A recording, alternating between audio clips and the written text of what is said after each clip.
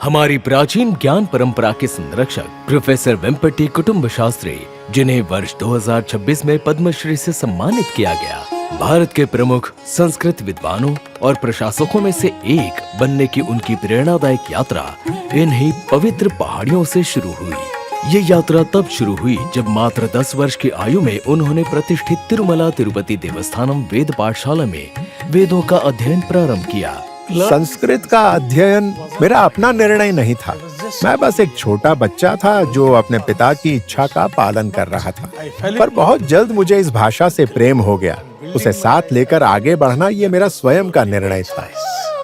वो 1950 में गुडलावल्लेरू के एक 10 सदस्यों वाले परिवार में जन्मे, जहाँ पैसों की कमी रही होगी पर संस्कारों की कोई कमी नहीं थी।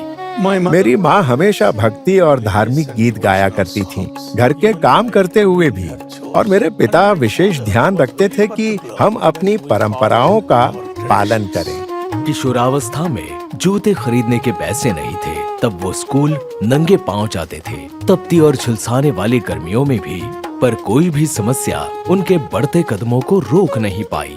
मेरे गुरुओं ने हर कदम पर मेरा मार्गदर्शन किया। जब मैंने नौकरी करने की इच्छा जताई, तब पूज्य कांची परमाचार्य श्री श्री चंद्रशेखरेंद्र सरस्वती महाराज ने मुझसे कहा, नहीं, तुम संस्कृत का अध्ययन जारी रखो। अपनी पीएचडी पूरी करने के बाद उन्होंने शुरुआत एक शिक्षक के रूप में की, पर उनका सबसे बड़ा प्रभाव एक प्रशासक के रूप में सामने आया।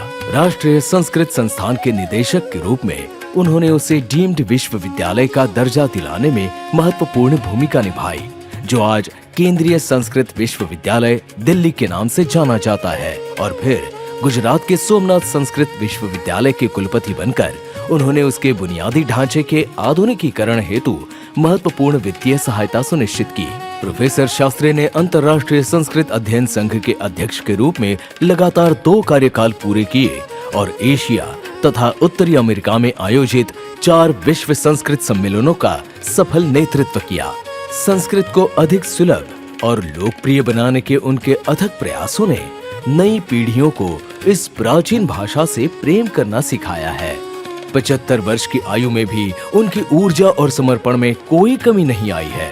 वर्तमान में वे श्री चंद्रशेखरेंद्र सरस्वती विश्व महाविद्यालय के कुलाधिपति के रूप में अपनी सेवाएं दे रहे हैं। केवल नौकरी पाने के लिए अध्ययन मत कीजिए। यदि उच्च स्तर तक पहुंचना है तो वो विषय पढ़े जिससे आपको प्रेम हो।